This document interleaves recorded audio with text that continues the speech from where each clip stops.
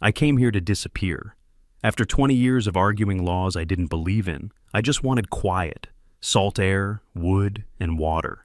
But peace doesn't always mean safety, and that old cabin had other plans for me.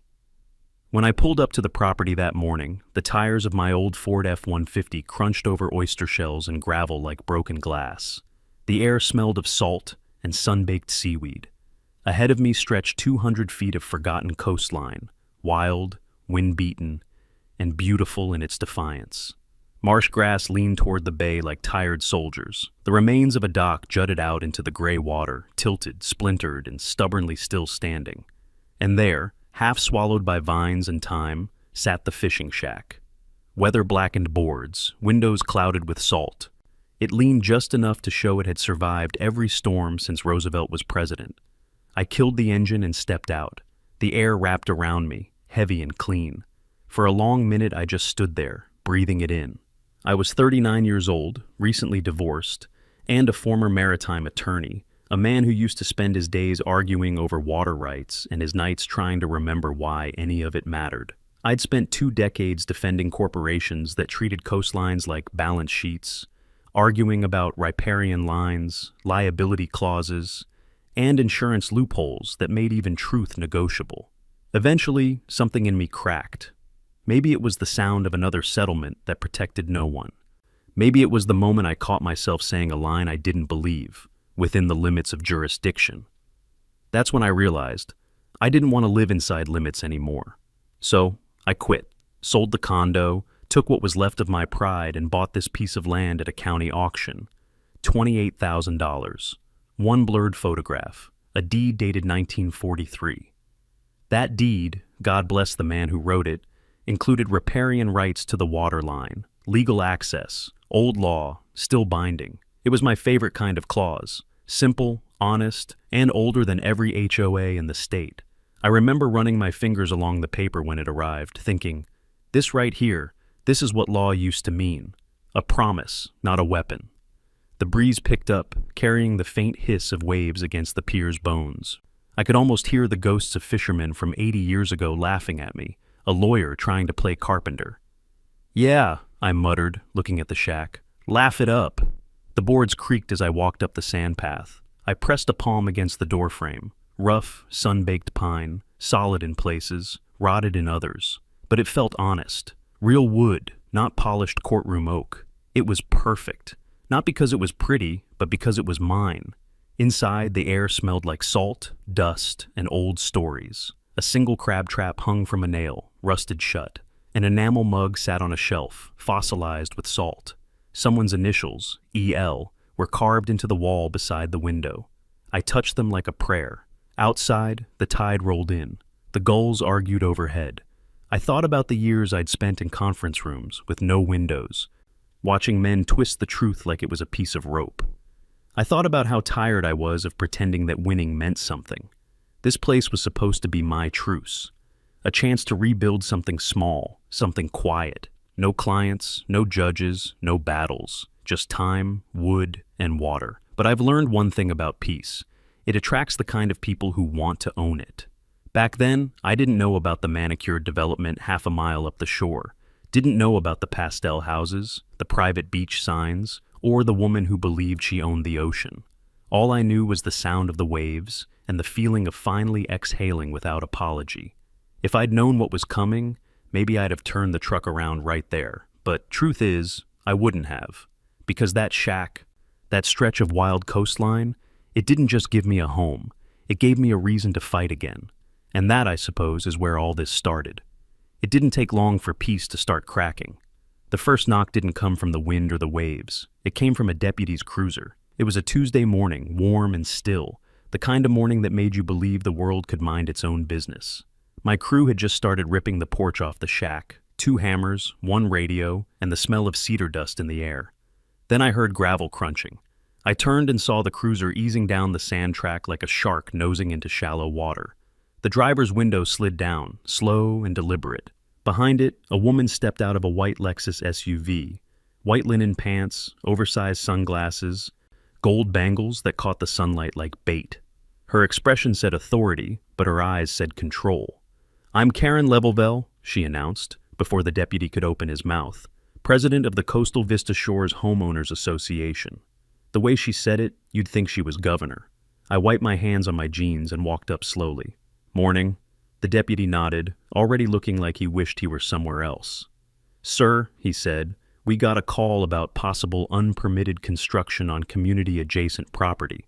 That phrase, community-adjacent, was bureaucratic art. It meant, we don't own it, but we wish we did. I raised an eyebrow. Adjacent, huh?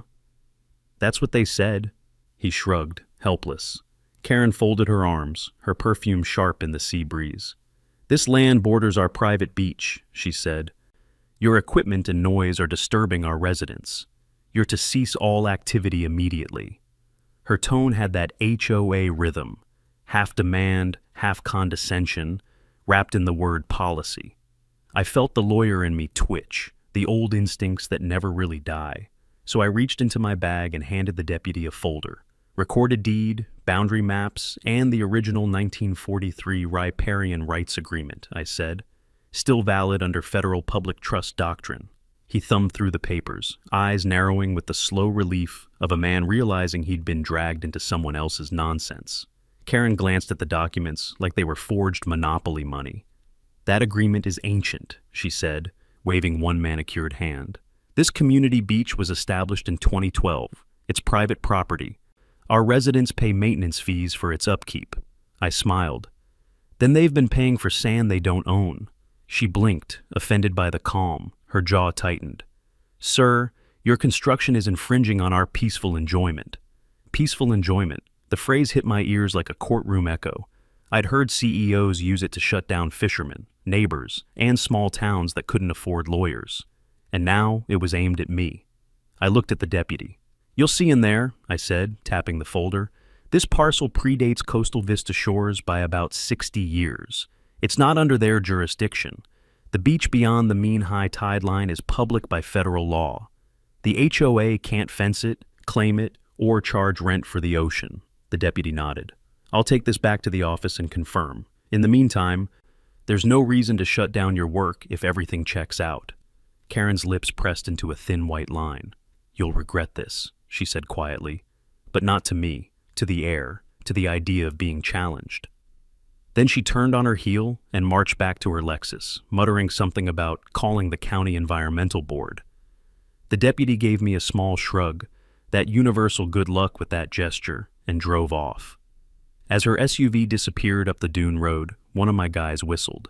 Nice neighborhood you picked. I laughed under my breath. Yeah, real welcoming. But something inside me shifted. Not fear, just a sense of déjà vu.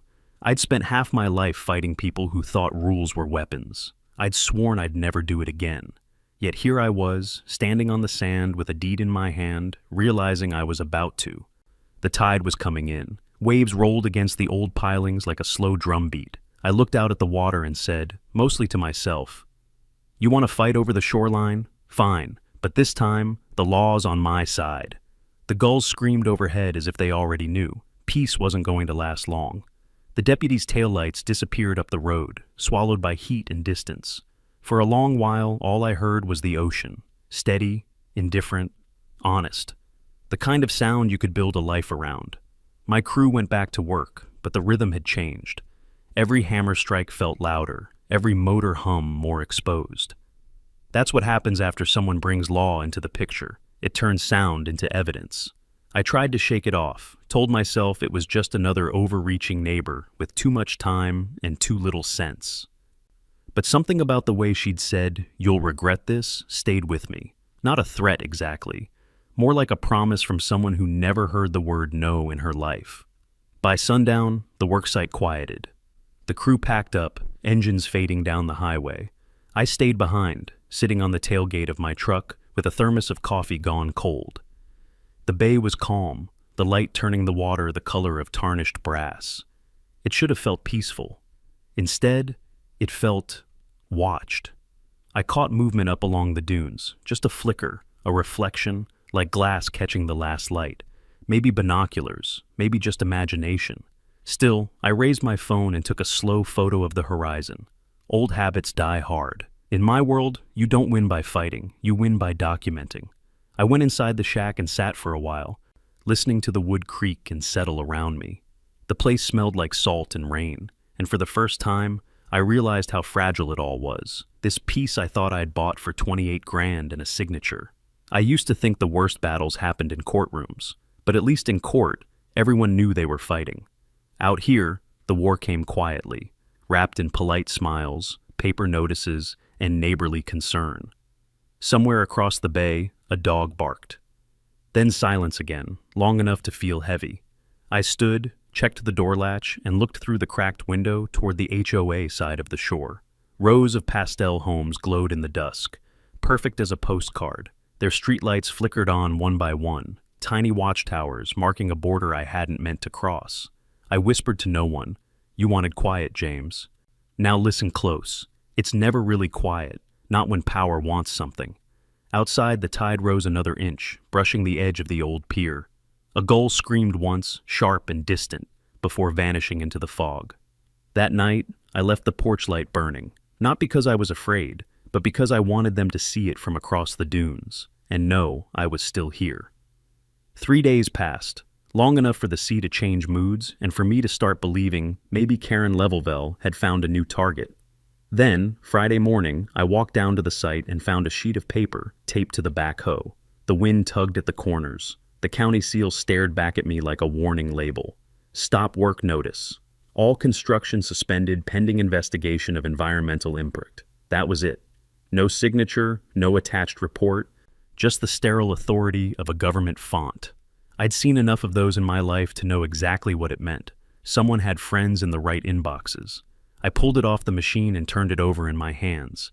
The ink had bled slightly from the sea air, but the message was clear. No work, no progress, no peace. I walked around the site, feeling the breeze whip through the grass. The guys were already whispering. Nate, my foreman, looked uneasy. "You think that's real?" "Real enough to scare good men," I said. We gathered by the trucks. Nobody wanted to say it out loud, but I could see it in their eyes. They'd worked long enough around beach communities to recognize the pattern. HOA calls the county calls the inspector calls the pause. It's a quiet chain of command where nothing gets proven, but everything gets stopped. I told them to pack up for the day. "We'll sort it out Monday," I said. They nodded, polite but distant, the way folks look at someone who just caught a bad kind of luck. By noon, I was alone again. The machine sat silent, yellow metal fading against the dunes. The stop work notice flapped on the seat of my truck like a white flag nailed to a corpse. I poured a cup of coffee and sat behind the wheel, staring at the water. The tide was coming in. So was the fight. You see, I used to draft these things, back when I was still wearing suits and billing hours for clients who thought the coastline was a chessboard. I knew the language, vague, polite, but lethal. Pending further review, possible impact, community concern. They never had to prove damage, just whisper it loud enough, and the system did the rest. And now, here it was, biting me with the same teeth I'd once sharpened. That night, I got an email from an old contact in the county clerk's office. Subject line, "Heads up." Inside was a copy of a citizen complaint filed by one Save Our Shores Coalition, an organization I'd never heard of. The attached statement accused me of reckless coastal development and potential destruction of fragile wetland habitat. No evidence, no survey, just a paragraph of moral theater. The name at the bottom, Karen Levelvell, founder and interim director. I almost laughed. The woman had formed a nonprofit in 72 hours. A fake environmental group, probably with a logo, a Facebook page, and a P.O. box that matched her HOA. I leaned back in my chair and rubbed my eyes. She wasn't trying to win legally. She was trying to choke me with red tape, and I had to admit, it was clever. When you've fought a few wars in courtrooms, you learn that there are two kinds of opponents, the loud ones and the patient ones. Karen was the patient kind, the kind who poisons the well while you're still drinking from it. By Saturday, I couldn't get a single return call from the Environmental Oversight Office. Every permit I'd already pre-cleared was suddenly under further review. Emails bounced between departments like raindrops on tin. She was leaning on the system, and the system was leaning on me. Sunday night, I drove out to the property just to clear my head. The tide was high, brushing against the ruined dock. The air smelled like wet cedar and diesel. I stood there, the stopwork notice still folded in my pocket, and listened to the surf pounding against the shore. I wasn't angry yet, just tired. Tired of the way power dressed itself in virtue. Tired of watching people like Karen twist the word law until it looked like a fence post. I thought about walking away, selling the lot, cutting my losses. Then I remembered the man who had built this shack in 1943, some fisherman with more hope than money, carving a life out of salt and wind. That man didn't quit, and I sure as hell wasn't going to let a committee of neighbors erase him with a stapled form. So I drove home, pulled the deed from my desk, and laid it next to my old bar card, the one I swore I'd never use again. They looked at each other like two old friends who'd fought and forgotten why. I poured a drink, leaned back, and whispered, "All right, Karen, you want a legal war? You picked the wrong retired lawyer." Outside, thunder rolled somewhere off the coast, and for the first time in years, I didn't feel tired. I felt ready. By Monday morning, the air around the site felt different. Still the same salt, the same sea breeze, but with something heavy mixed in. It's strange how silence can feel hostile when you know someone's behind it. The first phone call came from the concrete supplier. "Sorry, James," he said, his voice awkward and small. "We're, gonna have to postpone your delivery. Got some issues with zoning paperwork." He didn't sound like a man with zoning problems. He sounded like a man who'd been visited. Then came the lumberyard. They couldn't guarantee supply. The framing crew texted to say their insurance rep had warned them off the project. By Wednesday, half my team had walked. Not angry, just spooked. You can't blame them. In small coastal towns, reputation spreads faster than a cold front, and nothing kills business faster than an HOA whisper campaign. I kept working, but the sound of hammers was gone. Only the wind and the gulls and the echo of my own boots crunching through sand. That afternoon, a new face showed up. Said his name was Ricky, claimed he was a fill-in from one of the day labor crews I'd called for backup. He had big shoulders, quiet eyes, and the kind of politeness that felt rehearsed. "Morning," he said. "Heard you needed help cleaning up around the dock." "Yeah," I told him, handing him a rake. "Nothing fancy. Just watch your step near the pilings. They're half rotted." He nodded, started working. Seemed fine at first, but after an hour he started asking questions. Too many. "You gonna rebuild that dock wider? You sure you're clear on the setback line? What kind of permits you running on this job?" The kind of questions people ask when they're not really there to help. That evening, as I locked up the trailer, I caught a flash of reflection. His phone raised just enough for the lens to glint in the light. He lowered it fast, muttered something about checking the time. I didn't say a word. Just smiled, offered him a cup of coffee, and invited him inside the trailer for a break. Inside, the air smelled like sawdust and diesel. He sat down at the folding table. I poured 2 cups, asked about his work. He said he'd done paving for a company I knew. I asked who owned it. He gave me the wrong name. That was all I needed. He left soon after. What he didn't know was that 2 days earlier, I'd wired a motion sensor recorder under the shelf and a camera in the corner. Call it instinct or paranoia. Later that night, I played the footage. There he was. Phone to his ear, voice low. "Yeah, I got a clear shot of the erosion near the base. I'll send it over." A pause. Then, "No, he doesn't suspect anything. I'll try to get into the permit box tomorrow." And then the line that made my blood go cold. 500 now, another 5 if I can delay the inspection. He didn't say her name. He didn't have to. I sat there in the dark, listening to the hum of the generator, feeling that old courtroom calm rise up in me. The same calm I used to get right before cross-examination. This wasn't about property lines anymore. This was about sabotage. The next morning, I fired him. No argument, just told him not to come back. He tried to act confused, but he knew. I posted new signs around the fence line. Private property, trespassers will be prosecuted. And this time, I meant it, but the damage was already spreading. A local gossip board popped up online. Out-of-towner builds illegal dock. Someone posted a photo of my backhoe, cropped to make it look like I was dumping waste into the marsh. I recognized the angle, Ricky's camera. By the end of the week, I couldn't go into town without getting side-eyed. The same people who had waved at me 2 weeks ago now crossed the street when I passed. Karen didn't have to win in court. She was winning in whispers. I spent that weekend at the shack, mostly alone, fixed the porch, checked my cameras, watched headlights come and go from the HOA road after midnight. I didn't call the sheriff, not yet. I wanted more than a report. I wanted proof. Funny thing about being a lawyer, you stop believing people, but you never stop believing evidence. That Sunday, I sat at the small table in the trailer, recording my notes like I used to for case prep. Voice steady, no emotion, just facts. Date, time, observation. I was building a record, brick by brick, for the storm I knew was coming. Outside, the wind was rising. A piece of plywood banged against the wall, sharp and hollow. And for the first time in a long while, I felt something I hadn't felt since my courtroom days. Focus. Karen wanted to isolate me. She didn't understand. Solitude was where lawyers learned to sharpen their knives. It happened just after 3 in the morning, the kind of hour when even the wind sounds guilty. I was asleep in the trailer, boots by the door, coffee pot still half full from the night before. Then came the sound. Sharp, wrong, like wood splintering, metal hitting sand. I grabbed my flashlight, stepped outside. The night air hit me cold and wet, thick with salt. The beam cut through the fog, and there it was. The north fence was down, rope lines slashed clean through, metal stakes bent sideways. A stack of treated lumber I'd ordered just last week was covered in red paint, thrown by the bucket, dripping like blood. Even the trailer door wasn't spared. Big block letters, sprayed in enamel. No private docks on our beach. For a long moment I just stood there, breathing through clenched teeth, listening to the hiss of the sea.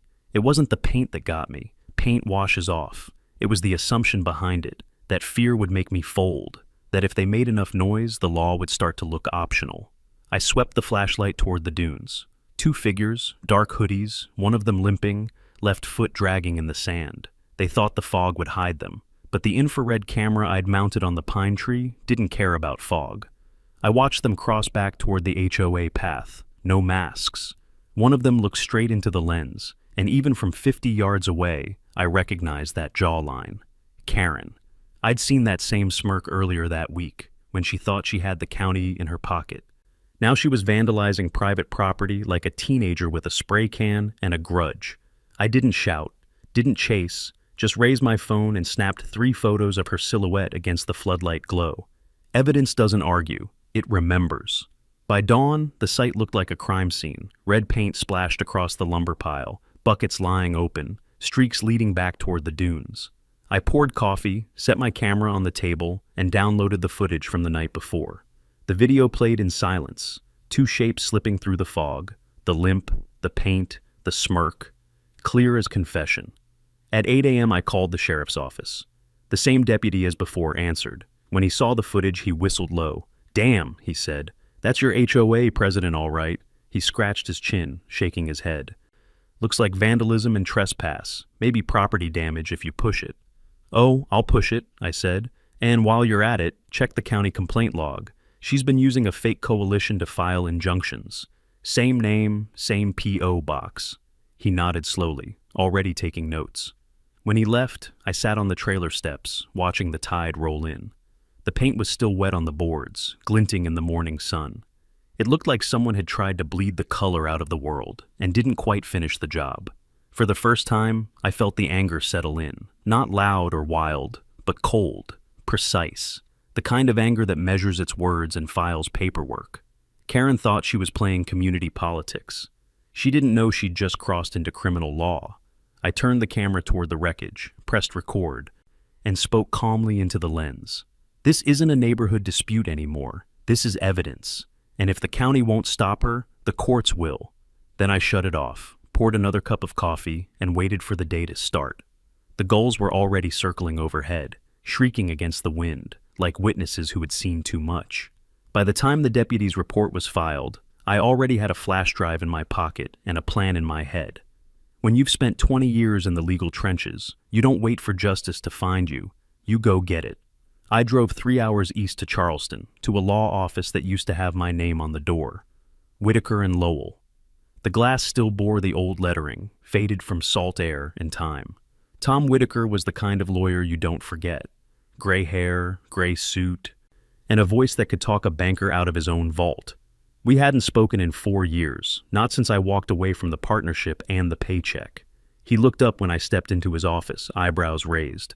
Well, I'll be damned, if it isn't the prodigal counselor. I dropped the flash drive on his desk. Got something better than a confession. He leaned back, curious. You always did skip the pleasantries. What's this? Vandalism, bribery, fraud, and a woman who thinks she can turn local government into her personal sword.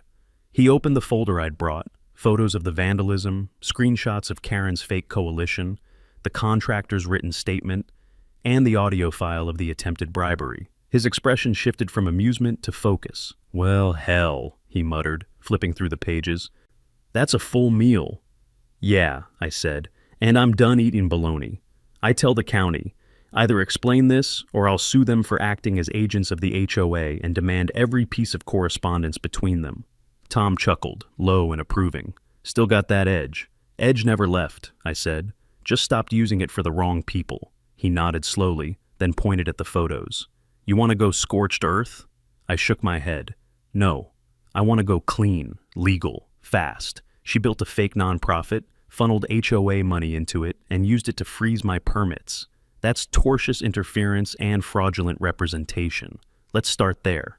Tom smiled like a man who just remembered why he liked his job. Then let's file an injunction. Hit her where it hurts. Authority. We spent the next 2 hours drafting language tight enough to hold water in a hurricane. Every claim sourced, every citation precise. The kind of motion that doesn't shout. It bleeds quiet confidence. At one point, Tom looked up from his laptop. You ever miss it? He asked. The fight? He nodded. I thought about the courtroom lights, the smell of coffee and paper, the rush of argument.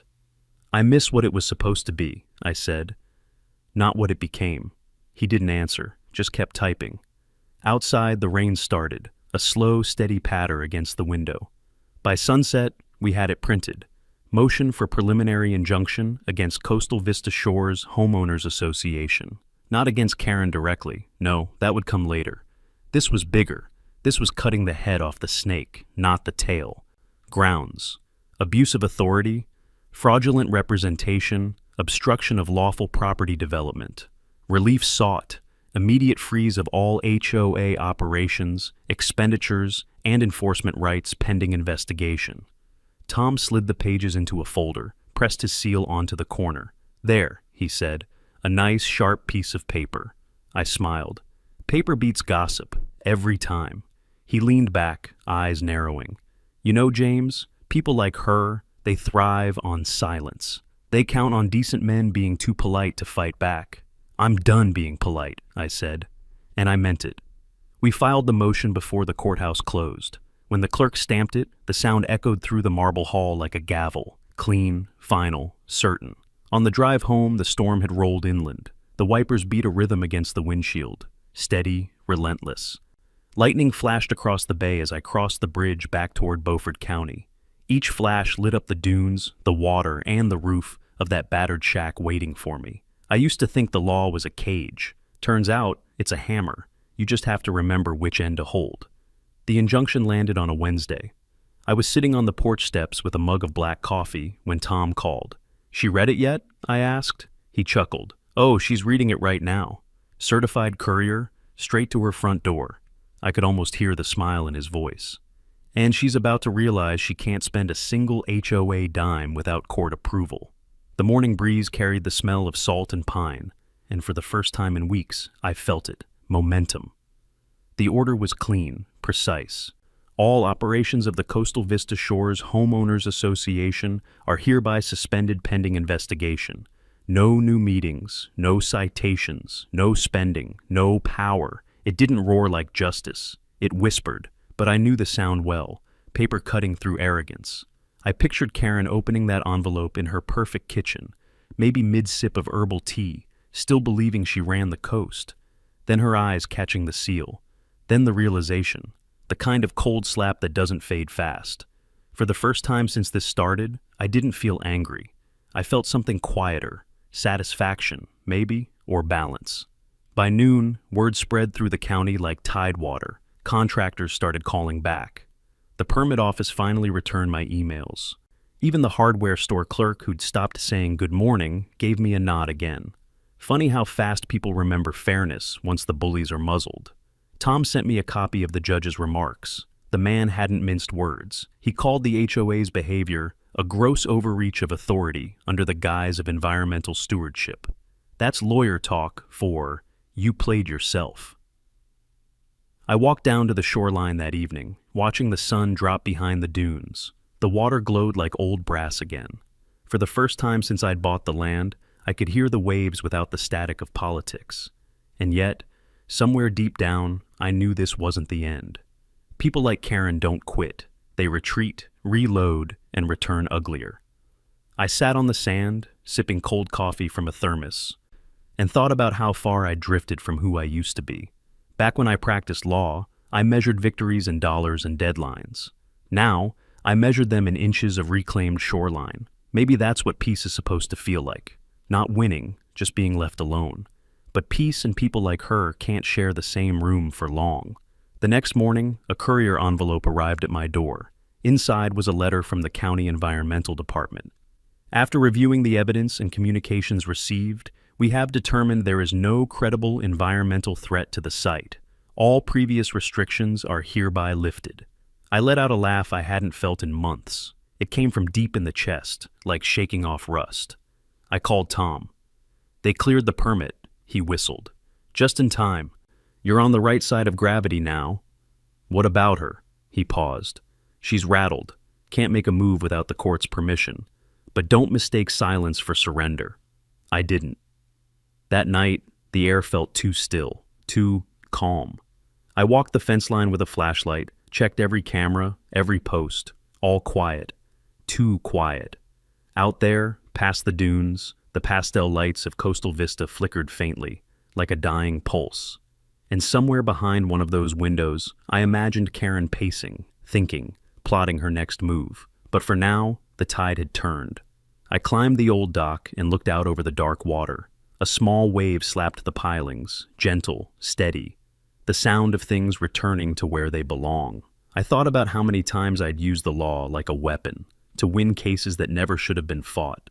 Now, for the first time, it felt like a shield. I whispered to the night, paper beats power, always has. And for a brief, precious moment, the coast was mine again. 3 days after the injunction, the storm broke, not in the sky, but in the paperwork. It started with a phone call from an old friend at the Coastal Waterways Commission, a man who owed me a favor from a case years ago. James, he said, you might want to see something. We've been cross-checking shoreline data after that HOA freeze hit the news. Something about your parcel doesn't line up. Those words, doesn't line up, have a special weight in my world. They're the first crack before the wall falls. He sent over a folder of scans and survey maps, the kind that smelled like old ink in government storage. Among them was a black and white coastal chart from 1961. On the left margin, near my property line, was a code I hadn't seen in decades. FAP 17, Federal Access Point.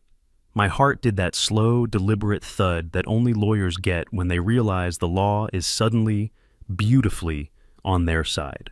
According to the records, the old fishing pier, the same rotten pilings I'd been measuring for replacement, wasn't just private infrastructure. It had been registered in 1943 as a federal public utility landmark under the Coastal Trust Program, intended to guarantee community access to the water during wartime supply runs, which meant that entire stretch of beach, the one Karen's HOA had fenced, monetized, and beautified, wasn't theirs to own at all. It was, by law, public land. I stared at the map for a long while. The ink was faded, but the coordinates were exact, right where my dock stood now. For a moment, I didn't know whether to laugh or curse. Then I remembered something my old mentor once told me. Truth doesn't vanish. It just waits for someone patient enough to dig it back up. And God help me, I had patience. I called Tom. He picked up on the second ring. Tell me you found something good, he said. Better than good, I replied. You ever heard of FAP 17? Silence. Then a whistle. You're kidding. That pier's on the registry? Was. Until someone forgot to mention it when the HOA filed their property boundary expansions. Tom let out a low laugh. Well, looks like they just built their picnic benches on Uncle Sam's porch. We spent the rest of the day gathering evidence: federal trust documents, archival photos, inspection records. By evening, we had a legal stack tall enough to make a judge sit up straight, but fate wasn't done helping. That night, an anonymous email landed in my inbox. No subject line, no message, just 4 words. "You'll want this." Attached was a PDF transcript, an internal HOA board meeting from 6 years earlier. Half the lines redacted, but the important one wasn't. Karen's voice, clear as day. "No one's going to check the federal maps. If we control access, we control the beach. Simple as that." That was it, the smoking gun. I stared at the screen until the glow of the monitor turned the room blue. 6 years of deceit, millions in fake beach maintenance fees, and the arrogance to say it out loud. I sent everything: the map, the transcript, the financials, straight to my contact at the Federal Coastal Oversight Office. He called back within the hour. "Mr. Porter," he said, his tone switching from polite to official, "I believe your HOA has been conducting business on protected federal property. We'll be sending a team for inspection." "Good," I said. "Bring cameras." Friday afternoon they arrived, black SUVs crawling down the HOA boulevard like the law wearing boots. Agents in khakis and polo shirts with federal badges clipped to their belts spread across the sand, mapping coordinates, photographing fences, scanning QR-tagged benches. From my trailer window, I could see the ripple of panic spreading through the neighborhood, homeowners peeking from blinds, whispering. Someone dropped a martini glass, and then Karen emerged, wide-brimmed hat, perfect posture, that same air of authority she'd worn since the first day she trespassed on my land. She marched straight toward one of the inspectors, heels stabbing the sand like punctuation. "I'm the HOA president," she announced. "You need to coordinate with our legal counsel before setting foot here." The inspector didn't even look up. "Ma'am, this beach is under federal jurisdiction. We're not here to coordinate. We're here to document violations." Karen froze. The words hit her like surf against a seawall. For a second, the mask cracked. Then she turned sharply and stormed off toward her Lexus, phone already at her ear. By dusk, they'd tagged 23 violations: unauthorized construction, obstruction of public access, falsified zoning filings, and misuse of HOA funds for non-approved advocacy. The agents packed up, the light fading gold over the dunes. When the last SUV pulled away, I stepped outside. The beach was quiet again, except for the slow hiss of the tide reclaiming its own. I stood there for a long time, watching the water creep back toward the pilings, the same pilings that had been federal long before any pastel house existed. I thought about the old fisherman who built that dock in the 40s. He didn't know he was making history. He just wanted a place to work, to breathe, to live, and that was all I wanted too. The difference was, I finally had proof that history was on my side. "They didn't steal from me," I said quietly. "They stole from everyone." The wind picked up, carrying the words out over the bay. Maybe the sea heard me, maybe it didn't, but either way, it felt like the beginning of the end. They came back the next day. Not quietly this time. I was tightening a beam under the rebuilt porch when I heard engines. Deep, even, government grade. 4 black SUVs rolled down the coastal road and stopped right in front of the HOA's beach access gate. The air shifted. The sea went still. Even the gulls seemed to hush. Federal agents stepped out, badges gleaming in the sun, cameras swinging from their shoulders, boots sinking into sand that, until that moment, the HOA had called its own. I stood by the fence line, arms folded, watching. Across the dunes, homeowners peeked from their windows like birds in a storm. Some stepped outside, phones raised, whispering questions they didn't want answers to. And then I saw her. Karen Levelvell, queen of the pastel coast, stepping out of her Lexus in wide-brimmed defiance. White linen, gold bracelets, the same sunglasses she'd worn the day she tried to shut me down. She moved fast, the way people move when they still think they can command the tide. She approached one of the inspectors, a tall man in khakis and a navy windbreaker marked FCOO. "I'm the HOA president," she declared, voice sharp enough to cut glass. "You need to coordinate with our legal team immediately." The agent didn't flinch. He just adjusted his sunglasses. "Ma'am, this site is under federal protection. We're not here to coordinate. We're here to document violations." You could see it happen. The moment control slipped through her fingers. The color drained from her face, leaving only pride to hold her upright. She tried again, louder. "You have no right to—" Click. A camera flash froze her mid-sentence. The agents fanned out, tagging fences, scanning QR-coded benches, photographing her private beach signs like crime evidence. Karen turned to one of her board members, an older man clutching a clipboard. "Call the lawyer," she hissed. "Now." He didn't move, just stared at the sand. I walked closer, stopping a few yards away. Didn't say a word. Didn't need to. Her eyes met mine for half a heartbeat. It was all there. Rage, confusion, disbelief. She looked like someone who had spent her life talking over people, suddenly realizing no one was listening. By late afternoon, the investigation had drawn a crowd. Local news vans arrived, anchors rehearsing their lines while cameramen adjusted focus. Residents gathered behind the caution tape, murmuring. One of the agents spoke quietly into a radio. Then two federal marshals approached Karen. "Ma'am," one said evenly, "you're being placed under arrest for fraud, obstruction of justice, and falsification of property claims." Her mouth opened, half protest, half gasp. "This is harassment. This is my beach." The marshal shook his head. "No, ma'am. It's everybody's beach." They took her by the arms, firm but professional. Her sunglasses fell into the sand, and for the first time she didn't bend to pick them up. As they led her away, she twisted back toward me, shouting something I couldn't quite hear over the wind. Maybe a curse, maybe a plea. Didn't matter. The surf drowned it out. The reporters swarmed, microphones raised, flashes going off like lightning.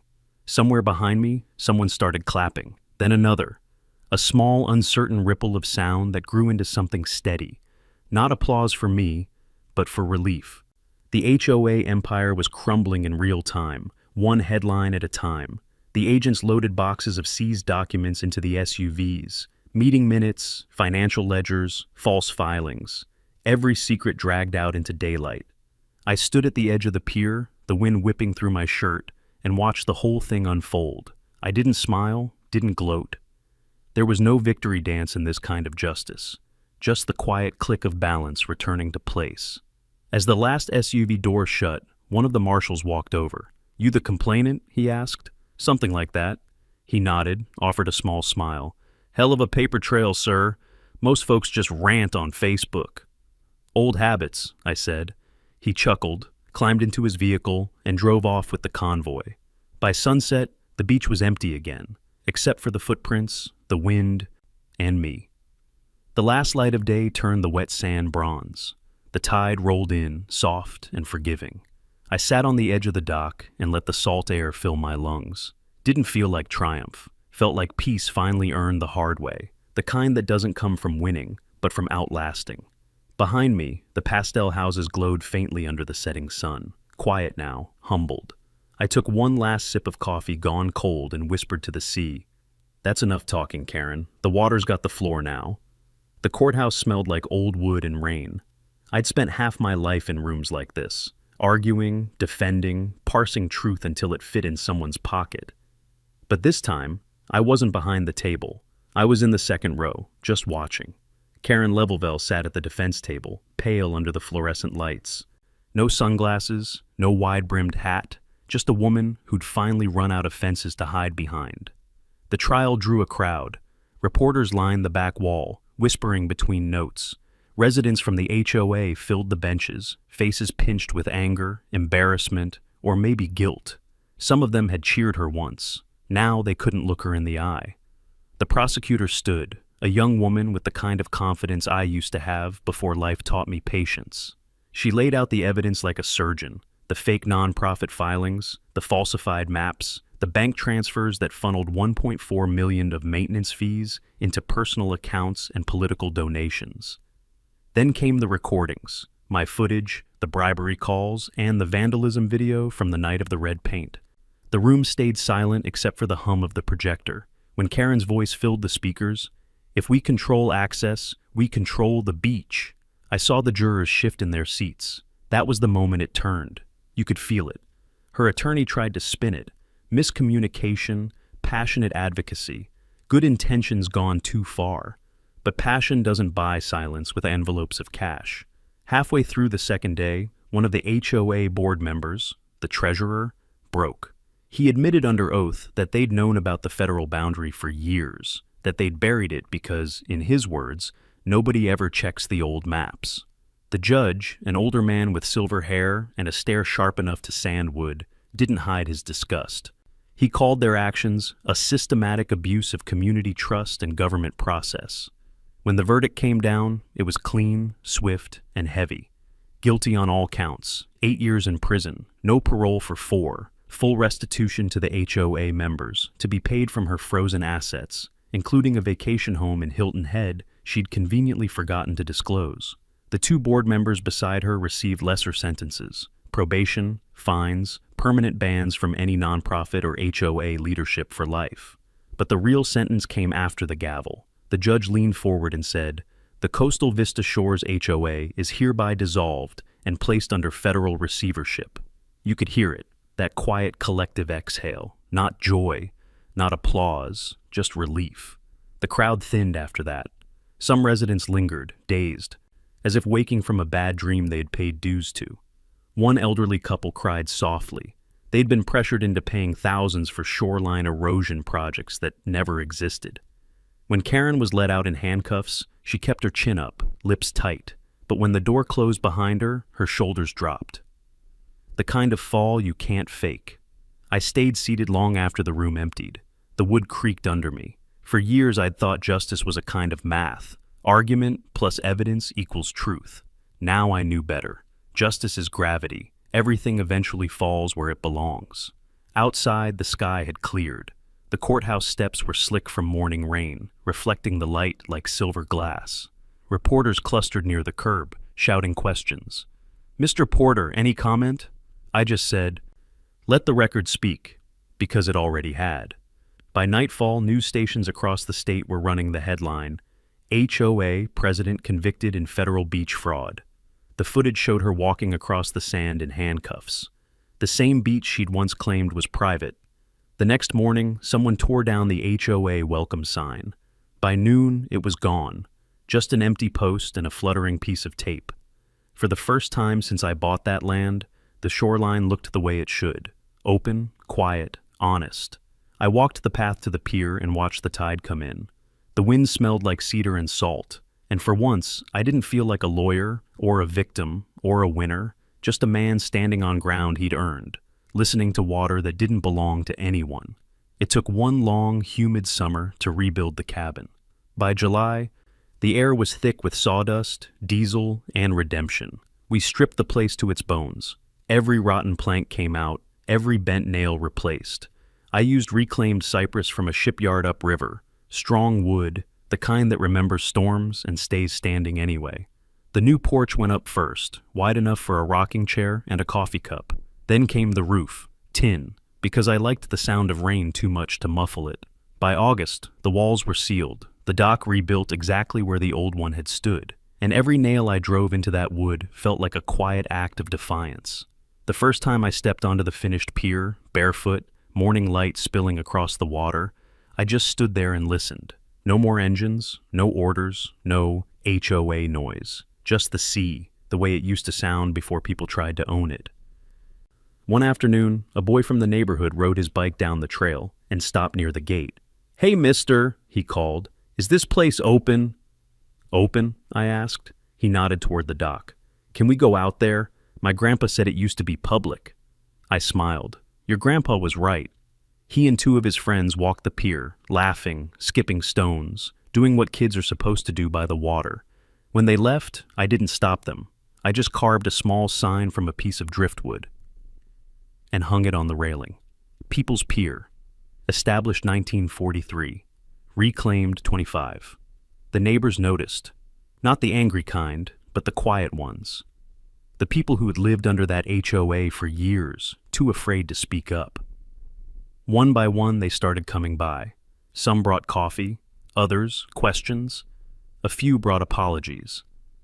One woman, Linda from Lot 3, handed me a pie and said, "I used to believe her. I thought you were some developer trying to ruin the view." I told her I understood. She smiled.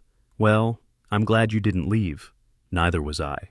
By September, the county crews had removed every trace of the old HOA signs. The board's website went dark. The houses looked the same, but the air felt different, lighter, like the place could finally breathe again. The Charleston Observer ran a piece titled, "The Man Who Took Back the Beach." I hated the headline. I didn't take it back. It was never mine to begin with. I just reminded everyone whose it really was. A week later, the National Park Service called. They offered to buy part of the lot, to include it in a new historical shoreline corridor, with plaques, interpretive signs, maybe even a walking tour. I thanked them kindly and said no. "I didn't fix this place for profit," I said. "I did it to breathe again." Somehow, that line ended up in print. Linda told me it made her cry. I told her it made me roll my eyes. But truth be told, it wasn't wrong. We held a small cookout the weekend after the last of the federal signs came down. Locals brought folding chairs, coolers, and stories. A bluegrass trio showed up uninvited and started playing.